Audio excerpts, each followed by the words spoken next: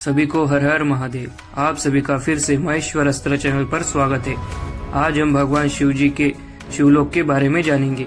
भगवान शिव का शिवलोक कितना भव्य और सुंदर दिखता है, ये भी इस वीडियो में हम देखने वाले हैं। लेकिन लोगों के मन में ये बहुत बड़ा भ्रम है कि शिव के पास कोई भवन नहीं है, वो ऐसे ही पर्वत पे ध्यान में बैठे रहते हैं। ऐसी और भी बहुत बातें हैं, लेकिन आज हम शिव महापुराण से देखेंगे कि शिवलोक और शिव कितने ऐश्वर्यवान हैं। तो कृपया वीडियो को बिना स्किप किए अंत तक देखिए।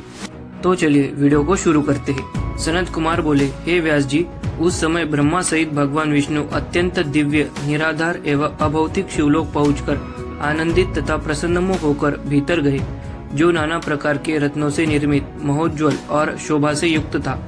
उन्होंने गणों से सेवित, अद्भुत, अत्यंत ऊंचे, परम सुंदर और अत्यधिक शोभा संपन्न पहले द्वार पर आकर श्वेत वस्त्रों से सुशोभित, रत्नमय आभूषणों से भूषित, रत्न के सिंहासन पर स्थित, 5 मुख तथा 3 नेत्र वाले, गौर तथा सुंदर शरीर वाले, त्रिशूल आदि धारण किए हुए और भस्म तथा रुद्राक्ष से सुशोभित महावीर द्वारपालों को देखा।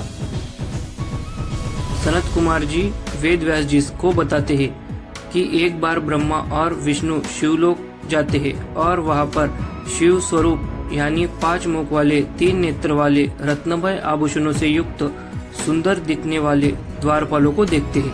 फिर आगे सनत कुमार बताते हैं कि ब्रह्मा के सहित विष्णु ने बड़ी विनम्रता के साथ उन्हें प्रणाम करके प्रभु दर्शन के निमित्त सारा वृत्तांत बताया। तब उन्होंने आज्ञा प्रदान की और वे उनकी आज्ञा से प्रविष्ट हुए। दूसरा द्वार भी परम मनोहर, विचित्र तथा अत्यंत प्रभायुक्त था। प्रभु के पास जाने के लिए उन्होंने वहां के द्वारपाल से वृत्तांत निवेदित किया और उस द्वारपाल से आज्ञा प्राप्त कर वे अन्य द्वार में प्रविष्ट हुए।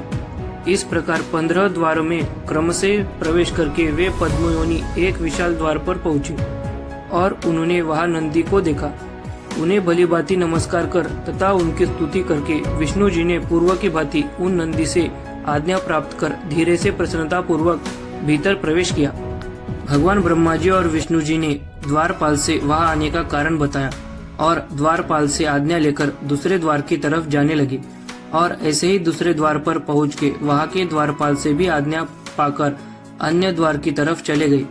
ऐसे ही 15 द्वारों को पार करने के बाद उन्हें अंतिम विशाल द्वार दिखा। वहां पे स्वयं नंदी जी खड़े थे। फिर नंदी जी से आज्ञा पाकर ब्रह्मा और विष्णु जी ने शिवलोक में प्रवेश किया। वहां पहुंचकर उन लोगों ने शिव जी की उच्च महासभा देखी, जो महाप्रभा से युक्त, सुंदर शरीर वाले, शिव के स्वरूप वाले, शुभ कांति वाले, 10 भुजाओं वाले, 5 मुखों वाले, 3 नेत्रों वाले, नीले कंठ वाले, परम कांति से युक्त, रत्नमय रुद्राक्षों तथा भस्मरूप आभरणों से भूषित पार्षदों से घिरी हुई थी। वह सभा उदीयमान चंद्रमंडल के आकार वाली, चकोर, मनोहर, श्रेष्ठ मणियों के हार से युक्त एवं उत्तम हीरों से सुशोभित, अमूल्य रत्नों से रचित, पद्म पत्रों से शोभित, मणियों के समूह के मालाओं से सुशोभित, अनेक प्रकार के चित्रों से चित्रित तथा शंकर जी के इच्छानुसार पद्मराग की श्रेष्ठ मणियों द्वारा विरचित थी। जब भगवान ब्रह्मा और विष्णु जी अंदर प्रवेश करते हैं तो वहां शिवलोक की भव्यता को देखते हैं। वहां पे शिव की भव्य सभा को देखते हैं। ब्रह्मा और विष्णु जी ने उस सभा में शिव के पार्षद, जो शिव जैसे दिखने वाले और सुंदर थे, उन्हें देखा। फिर वो देखते हैं कि उस सभा में स्वर्ण के सूत्र से पिरोए हुए अत्यंत मनोहर चंदन वृक्ष के पत्तों के बंधनवार थे तथा उनमें संयम मंतक मणि निर्मित सैकड़ों सोपान बने हुए थे। उस सभा में इंद्रनील मणि के खंभे लगे हुए थे और वह अत्यंत मनोहर, संस्कृत तथा सुगंधित वायु से सुवासित थी। उसकी चौड़ाई हजारों योजन थी और वह अनेक सेवकों से परिपूर्ण थी। सुरेश्वर विष्णु ने उस सभा में अम्बा पार्वती सहित भगवान शंकर को देखा। यहाँ बताया गया है कि ब्रह्मा और विष्णु जी ने वहाँ सुवर्ण सूत्र यानी सुवर्ण धागे में चंदन वृक्ष के बंधनवार देखे। बंधनवार मतलब जो घर के द्वार पे जो तोरण लगाते हैं उसे बंधनवार कहा जाता है। फिर उन्होंने रत्नों से बने सोपान यानी सीढ़ियां देखी। और वहाँ पे बड़े बड़े इंद्रनील मणि के बने खंबे जो हजारों योजन चौड़े थे वो देखा। फिर ब्रह्मा और विष्णु जी ने उस मनोहर और दिव्य महल में बैठे शिव पार्वती को देखा। उस सभा के बीच में अमूल्य रत्न निर्मित विचित्र सिंहासन पर बैठे हुए शिवजी ताराओं के बीच चंद्रमा की भांति सुशोभित हो रहे थे। वे किरीट, कुंडल एवं रत्नों की माला से सुशोभित थे। सभी अंगों में भस्म लगाए हुए थे तथा हाथों में लीला कमल धारण किए हुए थे। वे अपने आगे होने वाले गीत एवं नृत्यों को बड़ी प्रसन्नता के साथ मुस्कुराते हुए देख रहे थे। वे उमापति शांत, प्रसन्न मन तथा महान उल्लास से युक्त थे और भगवती के द्वारा दिए गए सुगंधित तांबूल का सेवन कर रहे थे।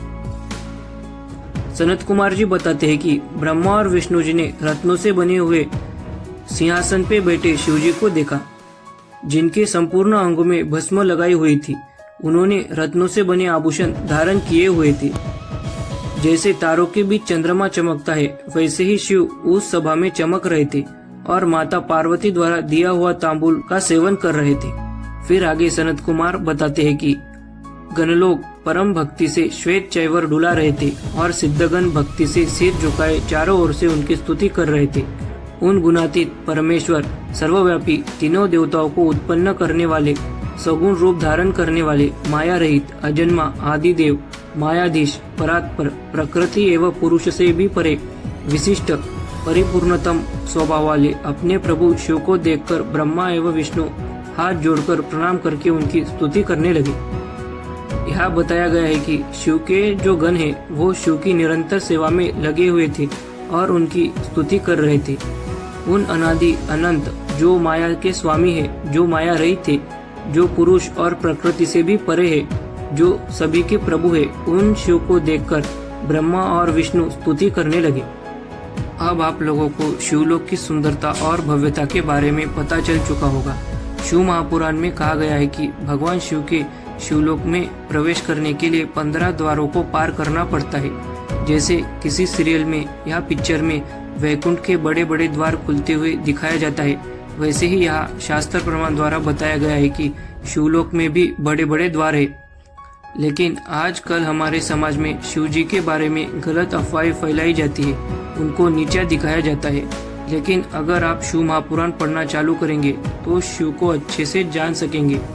जैसे रामायण पढ़ने से राम जी को जान सकते हैं, भागवत पढ़ने से कृष्ण जी को जान सकते हैं, वैसे ही शिव महापुराण पढ़ने से शिव को जाना जा सकता है।